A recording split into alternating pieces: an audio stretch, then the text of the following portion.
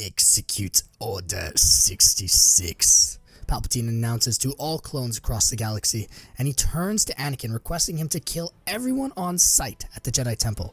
However, Anakin takes a good look into Palpatine's eyes, and he couldn't see the calm and collected Chancellor that he had known for years. All he sees is a deranged tyrant that wants to take over the Republic. Anakin thinks that he must stop him. He then calls the Security Council and requests them to issue Order 65 immediately, which would counter Palpatine's order. Clones across the galaxy have conflicting orders, and which ones do they choose to follow? That's what we'll be exploring in today's what-if scenario. So, buckle up, grab a bowl of bantha stew, and let's dive right in to what if Anakin had executed Order 65, while Palpatine executed Order 66. "Use my knowledge, Anakin. I beg you," Sidious says, after revealing to Anakin that he was a Sith Lord. Anakin ignites his saber, pointing it at Sidious's throat. "I can feel that you want to kill me, Anakin," he says. "I can sense your anger." Anakin responds with his signature line, "I would certainly like to." However, then, he tells Sidious that he is going to go to the Council and reveal his actions to them, and that he is a Dark Lord of the Sith. "Good. Just as you should, Anakin. I have faith in you. Go, talk to the Council. See what they have to say," Palpatine says, smiling, knowing that everything was going according to his plan. However, when Anakin leaves the room, he decides not to confide in Master Windu. Instead, he directly convenes the Security Council as a Republic Jedi General. Because he's a high-ranking military official, they oblige his calls and meet in secret in one of the committee rooms in the giant Senate chambers on Coruscant. "We must remove Palpatine from office," Anakin says to the Council. "He's a danger to the Republic.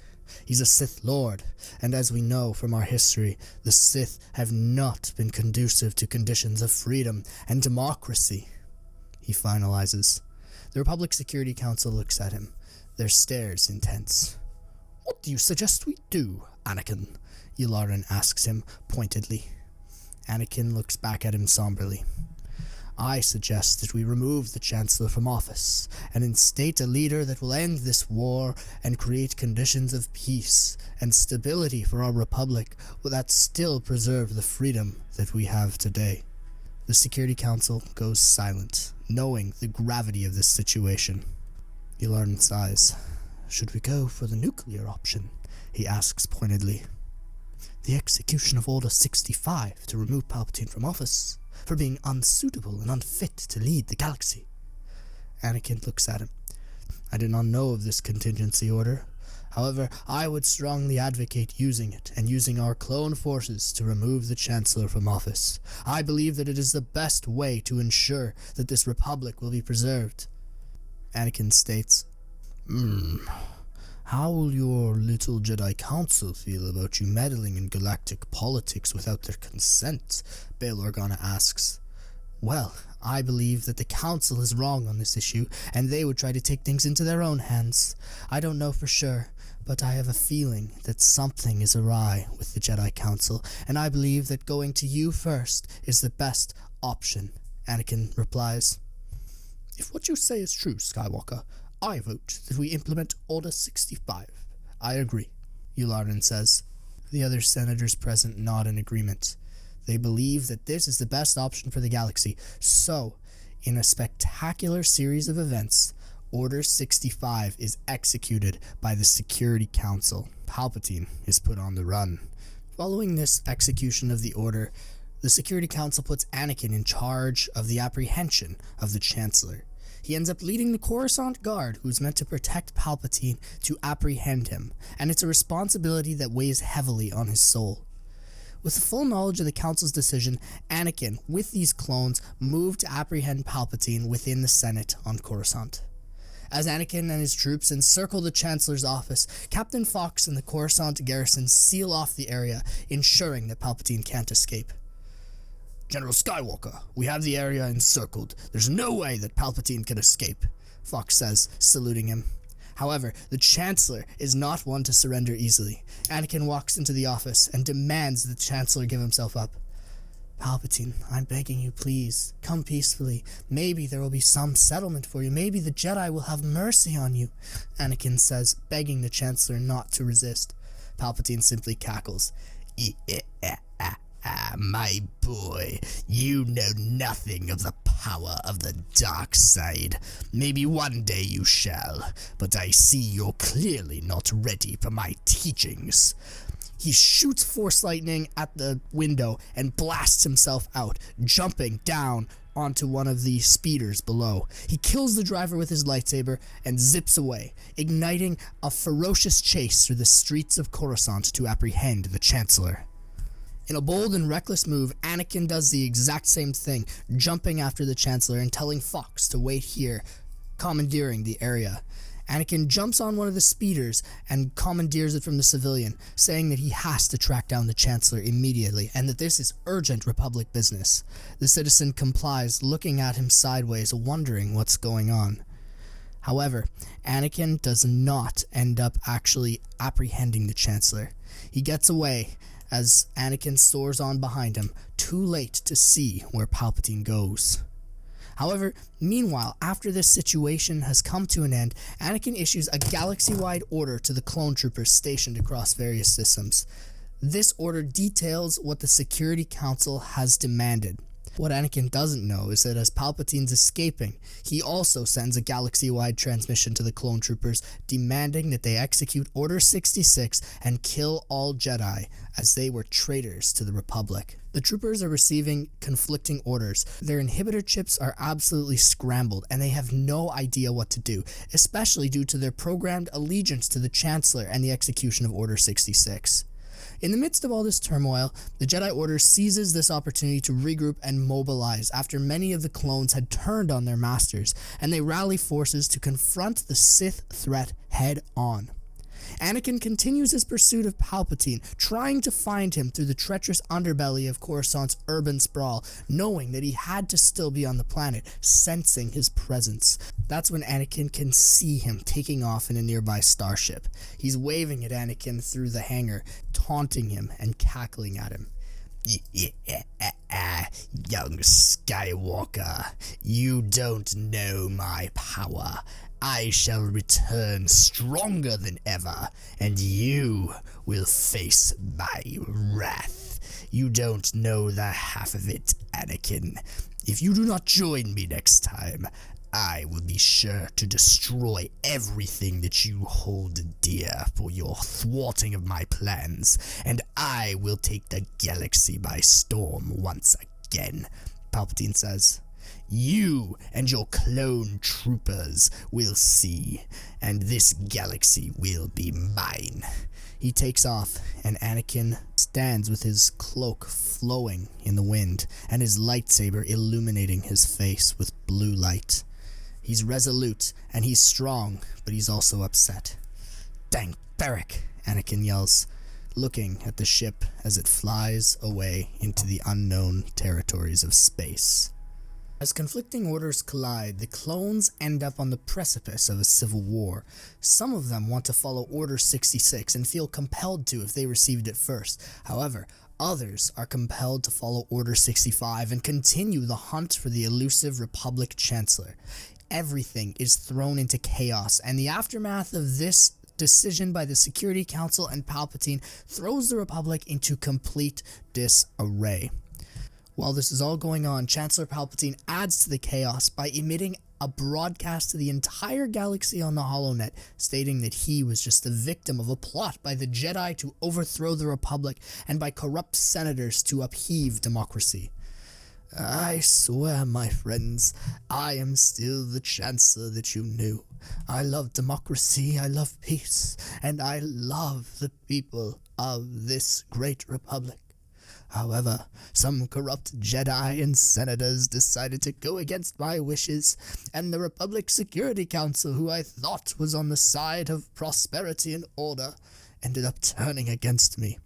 This is the worst coup I have seen in the history of the galaxy, and it will give the Separatists the upper hand. The galaxy must retaliate.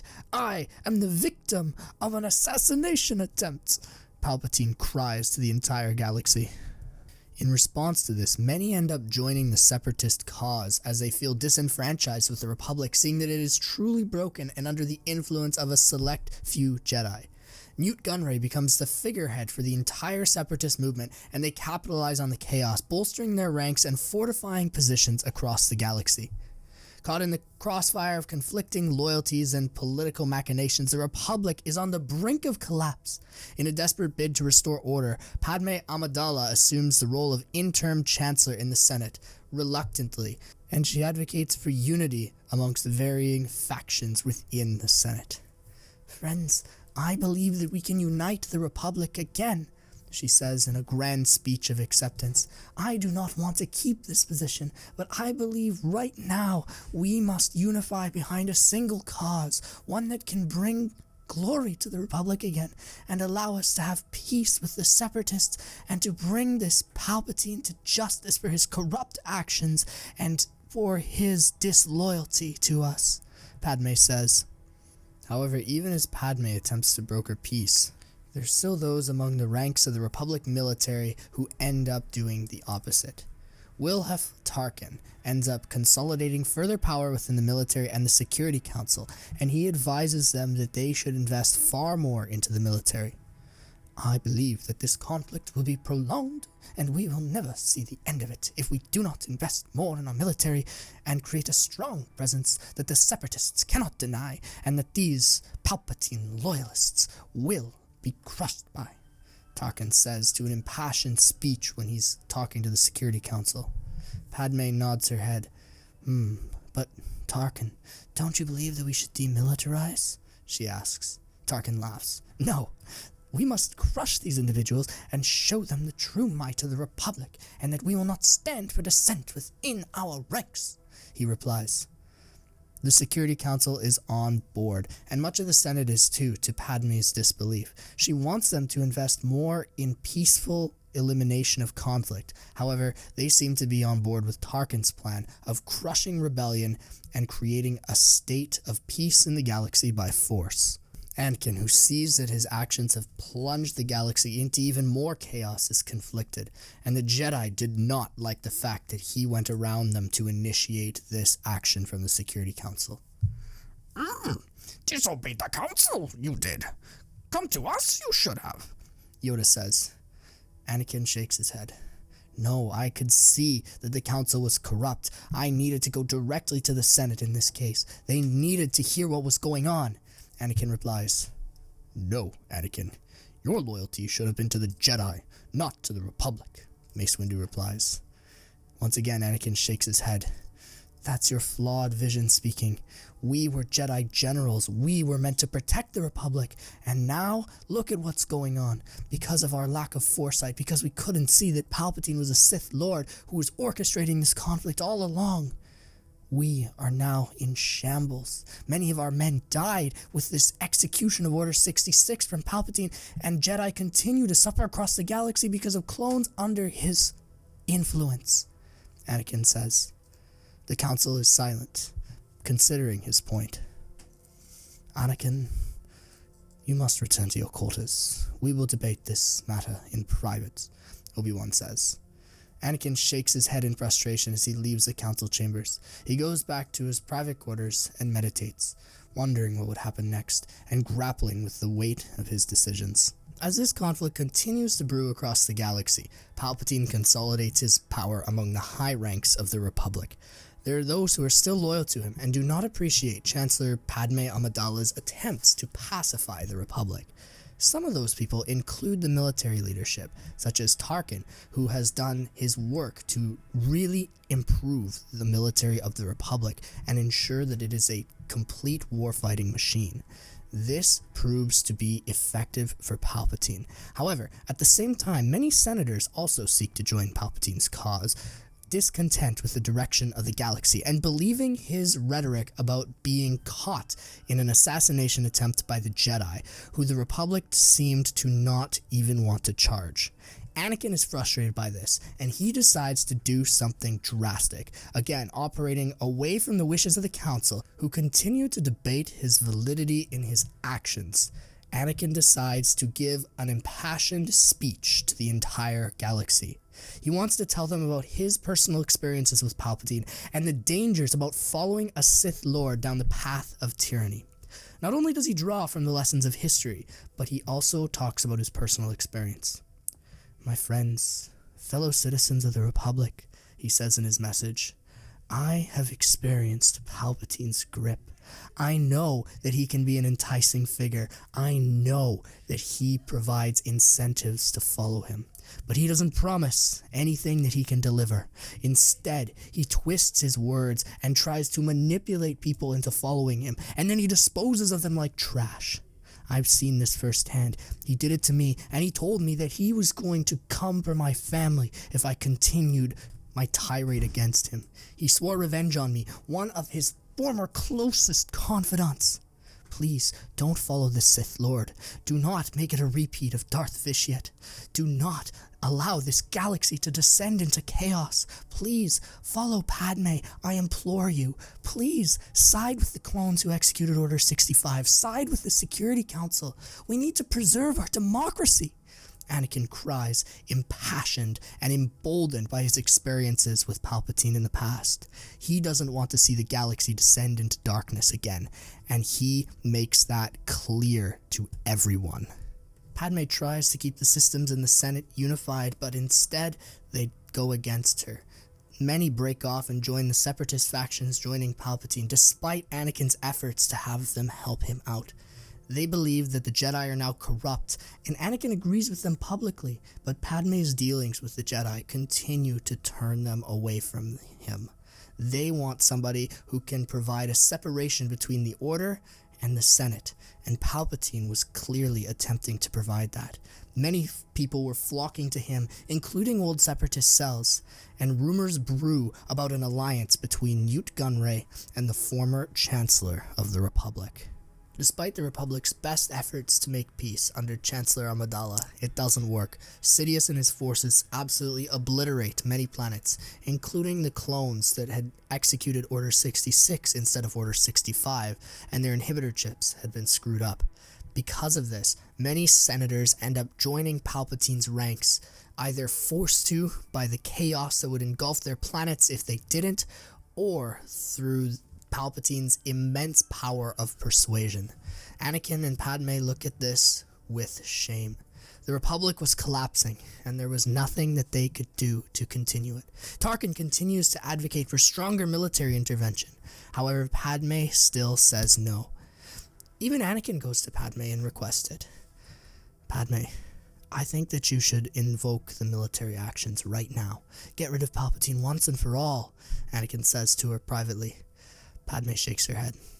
"We shouldn't be talking about work before bed," she says, rolling over. Anakin sighs.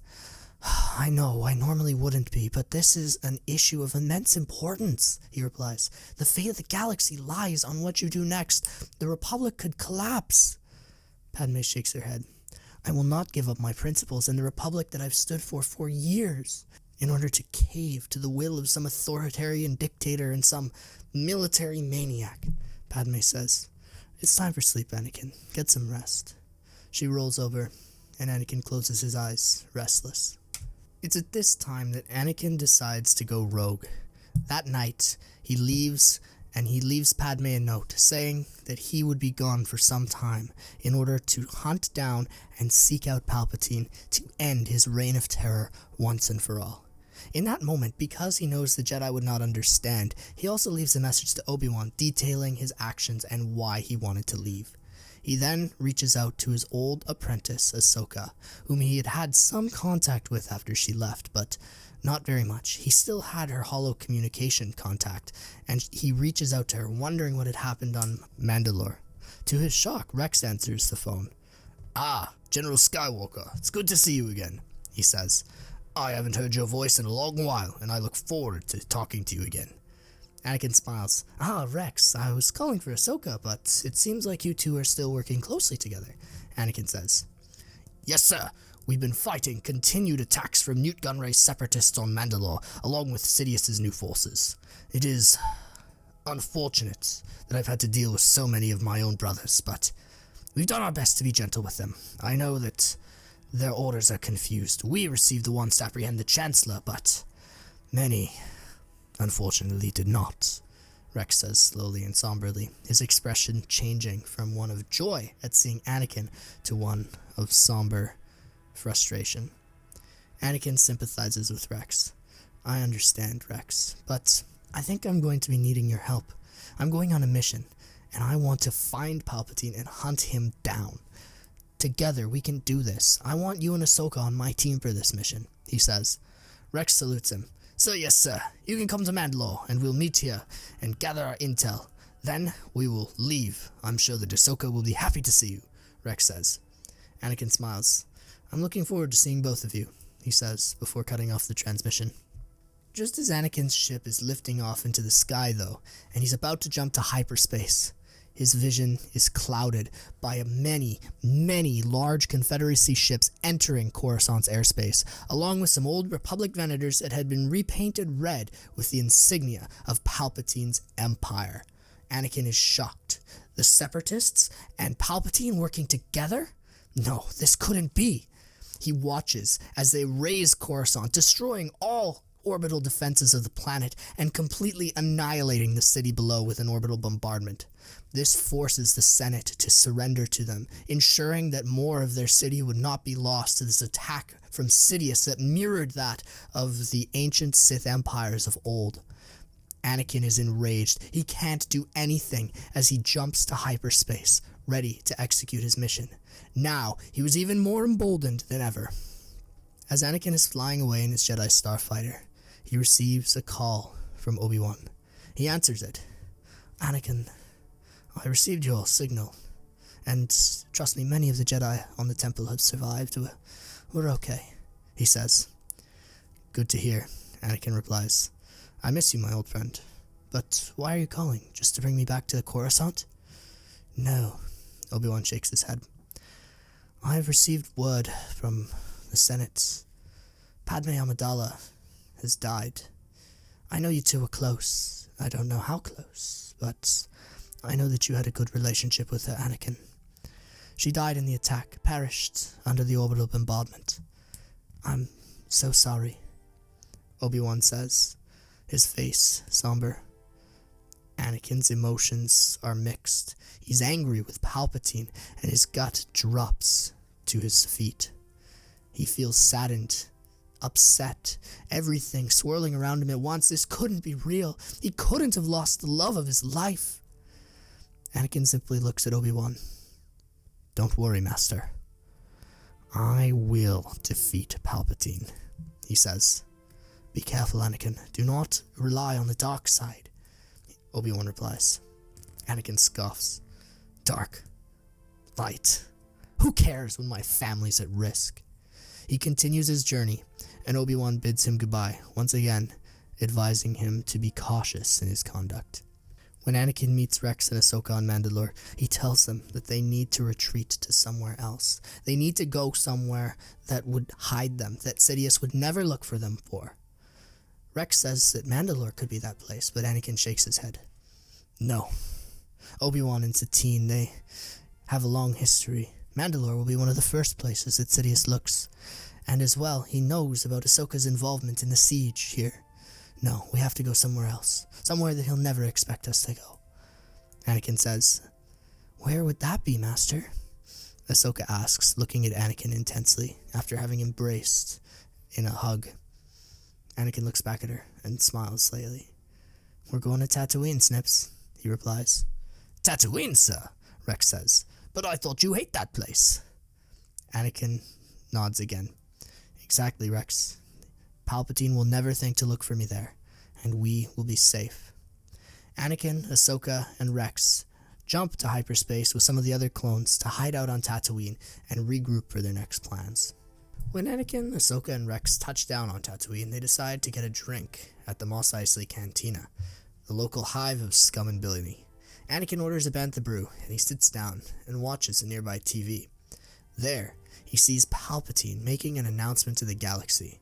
His heart is already fraught with distress, but when he sees Palpatine take his children, Luke and Leia, and put them by his side, Garbed in the same red Sith robes that he was wearing, Anakin's eyes light up in fury.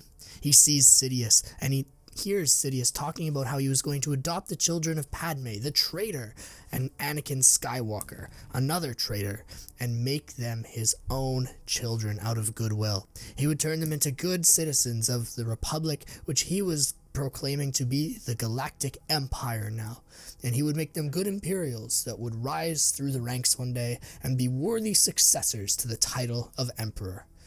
Anakin is so mad that he feels the Force flowing through his veins. He almost breaks his glass of Bantha brew until Ahsoka puts a hand on his shoulder, assuring him that things would be okay. They were going to get through this together, and they would soon defeat Palpatine for good. "I know how you're feeling, sir. I don't like this guy either," Rex says. "He put us through so much, only to seize power for himself. I'm on board with you all the way, Commander. And General Skywalker, you have my full support," Rex says, popping another salute. Anakin smiles. "Good to hear, Rex, because we are going to get to work soon." Using Rex's contacts, Anakin begins to reach out to various clone cells that are still around after the devastating attack on Coruscant, who he knows would be loyal to their cause, who had received the Order 65 before Order 66.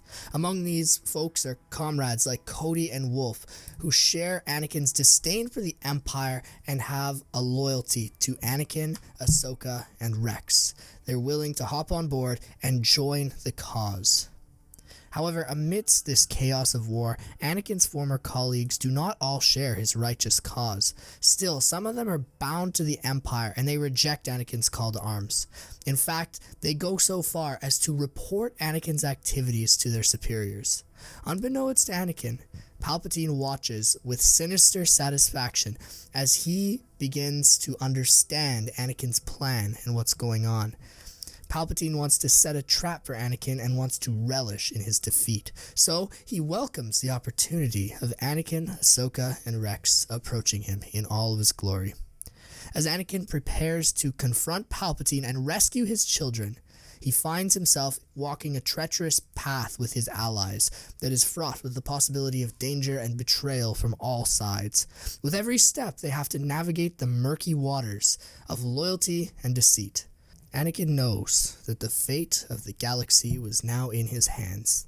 He continues to train in the shadows, building up his Force resolve, practicing his abilities, and ensuring that he would be powerful enough to take on the Dark Lord. He continues to master his saber training, sparring with Ahsoka, and practicing deflecting blaster bolts with Rex, Cody, Wolf, and the other clone comrades who come to join him on Tatooine and prepare. But even as Palpatine's grip remains tight around them, Anakin Skywalker is resolute. He's determined to defy darkness and reclaim his stolen children.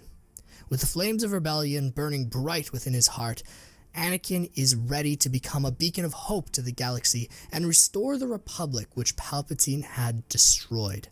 Finally, he was going to get the revenge that he had sought all those years ago when he had gone to the Coruscant Security Council and asked for their help.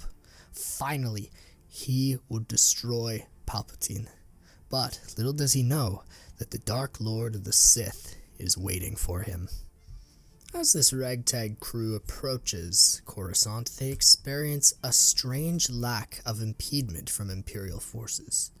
They find themselves feeling uneasy about this, but they dismiss this as possibly Rex's connections with an Imperial intelligence allowing them to pass through. Little do they know, however, that their journey is secretly being manipulated by unseen forces, starting with Palpatine. Disguised in clone trooper armor, the trio, along with some of the other clones, infiltrate the ruins of the Imperial Palace, where Palpatine is overseeing the reconstruction efforts to form his newly reclaimed seat of power. As they cautiously make their way through the corridors, Anakin's senses are on high alert, and he starts to feel a sense of foreboding eating away at the edges of his soul. Their apprehension reaches a peak as they approach the throne room, and Anakin's heart races, his Force senses on edge. Strangely enough, the door is oddly open. With fear gnawing at their spirits, they reach the inside, and suddenly the heavy door slides shut behind Anakin, Ahsoka, Rex, Cody, and Wolf with a resounding bang. Before them sits Emperor Palpatine in his throne, flanked by 2 Crimson Guards, his eyes alight with malevolence. "Hello, Anakin. Welcome back to Coruscant," he says, smiling with his yellow Sith eyes glowing in the dark room. "I would like to see you join me this time, rather than try to kill me and have me arrested by your frivolous Republic friends. I know secrets that could have kept Padme alive. I know people who could revive her, and I could help you harness your full potential," he says, looking directly at Anakin. "And you, Padawan," he turns to Ahsoka, "you have untapped power. You have anger at the Jedi as well. I can sense it. I could use this. You could use this. I know how it feels to be constrained for years. Join me, and I will show you both true freedom. Maybe then I'll let your clone friends off on their treason charges as well," Palpatine says, smiling, and a small cackle emanating from his lips. Anakin simply responds by igniting his lightsaber. "No, Palpatine, I won't join you." Ahsoka does the same, igniting her twin sabers. Rex and the other clones fire blaster shots at the Crimson Guards, executing them immediately. Palpatine stands. "So be it, Skywalker. Watch your children die after I finish with you. It's treason, then, I suppose," he says. He ignites his own saber and begins battling with Anakin ferociously. They dance together in an eloquent yet dangerous dance of a tango of lightsaber blades. Ahsoka leaps over Palpatine, and she is shocked by the elderly man's performance in the acrobatic art of lightsaber fighting. Even Anakin starts to be swayed by Palpatine's immense power. The clones are forced to back away as the duels emphatically. One of the powers that Anakin had secretly been working on in the shadows, however, is Force Judgment, and when he unleashes a shower of yellow lightning upon Palpatine, the Sith Lord isn't expecting it.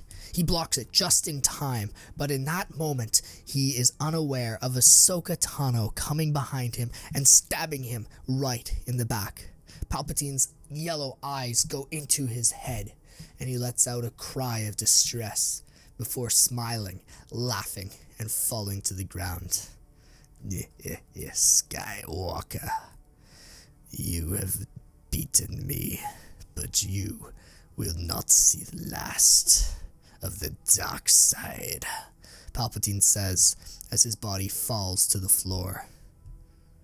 In that moment, there's silence that's only broken by Anakin's humming lightsaber as he looks at Palpatine on the floor, wondering about what would come next.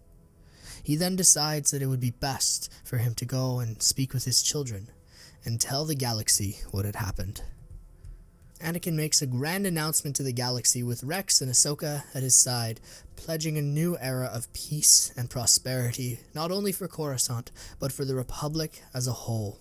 This entire thing that Palpatine had constructed, this war, would finally be at an end, and the galaxy would be at peace.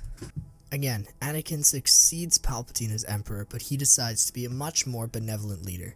He wants to restore the Republic, and he also wants to implement a new democratic system in which the Senate could resume its duties.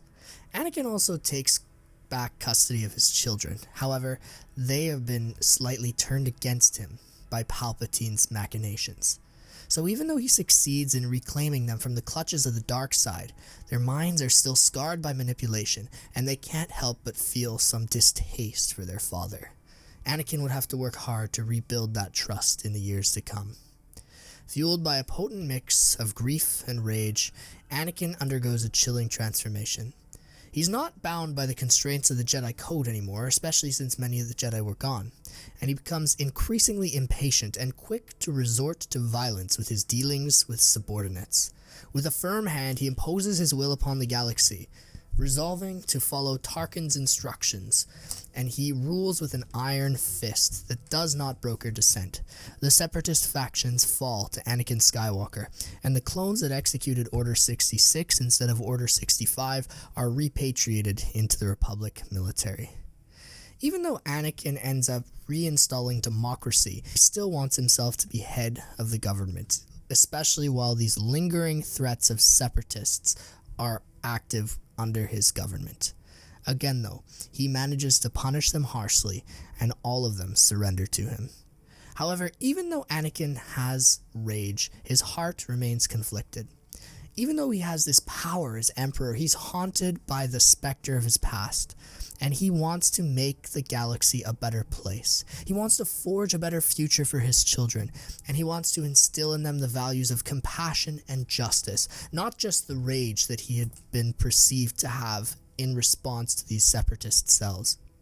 In order to maintain stability across the galaxy, Anakin continues to advocate for the Senate's right to impose legislation, and while he remains the figurehead for the galaxy, he takes a step away and allows them to have a prime minister who is more legislative in his dealings. Anakin becomes more of a figurehead monarch, and he wants the galaxy to have democratic principles again. People are pleased as Anakin loosens his grip on the galaxy far more than Palpatine ever would.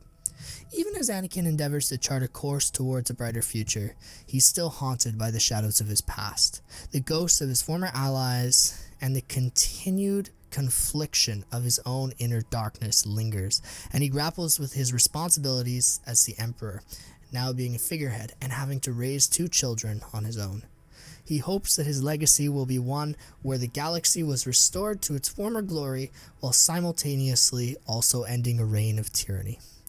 As the galaxy braces for a new dawn of a new era under the rule of Emperor Anakin, peace and hope abound.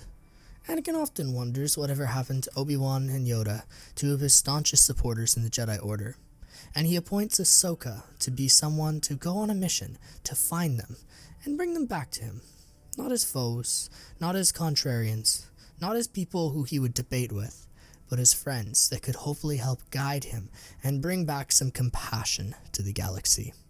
Even though the Sith are vanquished, Anakin's struggle to bring the galaxy to order and rebuild from the ashes of Palpatine's destruction is far from over, and he wonders what will happen next.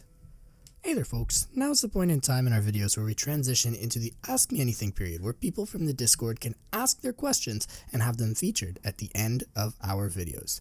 Today's question is one from English Overlord, who asks how many different types and flavors of Bantha stew are there? Well, once again, on the note of Bantha stew, I cannot give away the recipe. However, each planet has different variations and different types of spices that they use in their Bantha stew. There are a lot of different ways that you can cook bantha meat, and bantha stew is one of them, and it can be seasoned in so many different ways, thrown into a pot with many different vegetables, and it just turns out perfectly almost every single time. So, if you can think of a combination, then there's a type of bantha stew for it. One of the more surprising combinations that I'm always intrigued by is the one that features Meiluron fruit. Sometimes you can chop these up and put them in the stew, or you can marinate the beef inside of the Meiluron juice, and it will be a spectacular combination. I must admit, I was a little bit surprised when I tried this for the first time, but it ended up being spectacular, so I would recommend definitely trying the Meiluron variation of bantha stew. Once again, I would like to thank you all for watching today's video. If you enjoyed it, I would encourage you leaving a comment down below and giving us feedback on what you thought. Would you like to see a part 2? If so, what would you like to see happen in the next part of the video? In addition, what types of things do you think would work well with bantha stew? I'm curious to hear what your variations and recipes may be. If you want to see your question answered in the future, or one of your possible what-if scenarios used in a future video, please join our Discord server. We have a fantastic, growing community of Star Wars fans that really enjoy Star Wars and want to grow in their passion for it. So I would really encourage you to join that Discord server if you want to find a community of people that you can click with on a similar interest. Personally, I love it, and I love talking to everybody in the server. I hope that each and every one of you have had an absolutely banthatacular day so far, and that it continues to be banthatacular. As always, I also hope that you've all gotten your daily delicious dose of bantha stew.